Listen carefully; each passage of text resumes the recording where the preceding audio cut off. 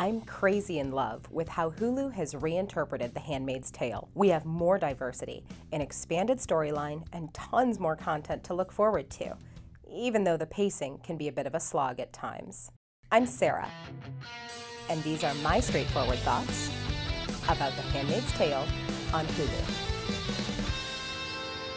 We are all very fortunate right now that some of our favorite books, from George R.R. Martin's Song of Ice and Fire to Neil Gaiman's American Gods to Margaret Atwood's The Handmaid's Tale, are being converted to the small screen right now. This new format is amazing for fans because it allows for expansion of the original content, giving fans deeper insight into worlds they already know and love, and hopefully introducing new fans to the stories. Handmaid's Tale was written in 1985. My copy comes in at just 324 pages. As of right now, we know that the show will air for one 10-episode season with at least one more season in the works. Knowing that the showrunners have at least 20 hours of content planned, this tells us that expansion is fairly necessary. Additionally, the book is written from the first-person narrative of the main character, Handmaid Offred. Producing and broadcasting a 20-hour-long show from such a narrow perspective would be difficult. For those who are not familiar with the book or the show, let me bring you up to speed. The Handmaid's Tale is a dramatic story set in the fictional dystopia of Gilead. Gilead was, at one time at least, part of the United States, and following a religious war has now separated itself and completely redesigned and overhauled the political structure to be more in line with the extremist, conservative, religious values of the new regime. One of the foundational values of Gilead, and one both the show and book primarily focus on, is the subjugation of women. In Gilead, the single most important trait that a woman can have, not her brains, not beauty, not a great sense of humor, is her fertility. In this dystopia, birth rates are dramatically down. We learn that in the years leading up to the rise of Gilead, women struggled to get pregnant. Those who did often miscarried or gave birth to catastrophically disabled infants. Under the new regime, women with working ovaries and a viable womb are pressed into slavery as handmaids, women who will be forcibly raped every month by the men who own them in an effort to fertilize them. They then carry and birth children in surrogacy for their wives, who cannot have children of their own. Handmaids wear red. So far in the show, we have seen 4 categories of women: the aforementioned handmaids, as well as aunts, Marthas, and wives. Aunts are older, presumably postmenopausal women who embody a twisted mix of American conservative activist Phyllis Schlafly and Annie Wilkes, the unbalanced fictional #1 fan from Stephen King's Misery. These high-ranking women are the ultimate wardens of the other females, using brainwashing, mutilation, and even cattle prods to subjugate their charges. Aunts are universally terrifying, not just for their cruel tactics, but for the religious zeal that drives them to believe that their actions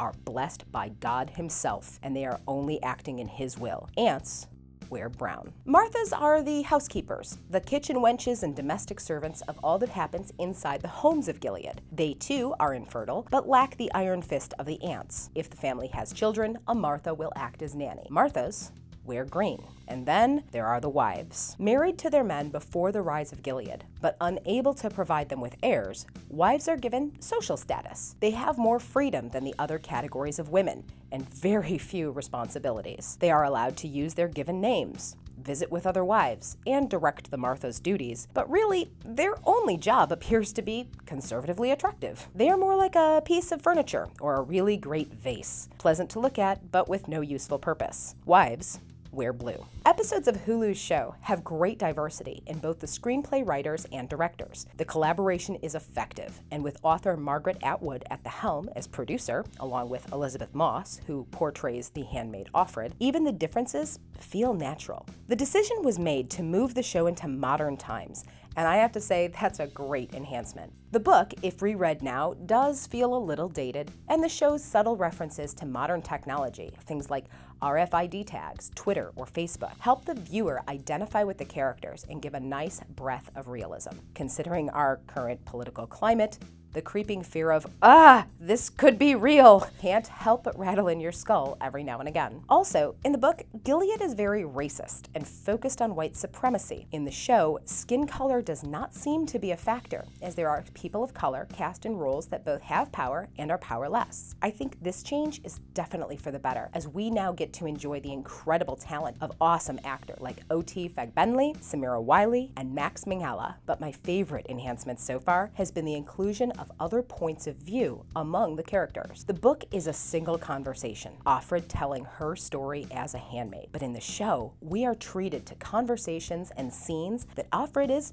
simply not a part of. And if I'm going to talk about those other points of view, I have to dive headfirst into the one that surprised me the most, that of Serena Joy. In the novel, Serena Joy is the wife of Commander Warren, the assigned house that Offred resides in. Atwood's description of her leads you to picture an aged version of former televangelist Tammy Faye Baker. In the years before Gilead, this Serena was a gospel star and also worked as a motivational speaker. In the book's setting, she is old, frail, and arthritic. But in the show, Serena Joy is still the wife of Commander Warren, but it's not only her background that has shifted. We learn in the first few episodes that Serena was an author, a businesswoman in her own right, though she shared her husband's conservative religious views. The character no longer evokes the specter of Tammy Faye, but instead of someone like conservative author Christina Hoff Sommers, the woman who wrote The War Against Boys. The televised Serena is also portrayed decades younger than her novel counterpart, as shown by the casting of 35-year-old actress Yvonne Strahovski. Strahovski is just 1 year older than Elizabeth Moss, who plays Offred. Bruce Miller adapted the novel and still serves as executive producer. He was asked about the reasoning for the younger casting and said, quote, "I felt like in the novel, there is only so much of the dynamic between Serena Joy and Offred that you're going to see, but in a TV show, it's going to go on and on and on, hopefully for years. The element that was missing for me was the direct competition between the two women, because with an older Serena Joy, she wants something so badly that she felt like she should have had in the past. I felt that it was a more active dynamic if Serena Joy felt like this person was usurping her role." I can't help but agree with Miller. Hulu's Serena Joy is much more complex than her written counterpart, and Yvonne Strahovski knocks it out of the park. The role requires that Strahovski be without dramatic makeup or hairstyles. She's forced to wear the dumpy blue dress of a wife, but man, she is still just gorgeous. With her blonde hair tightly pulled back into a severe bun, the viewers are able to enjoy her smooth skin,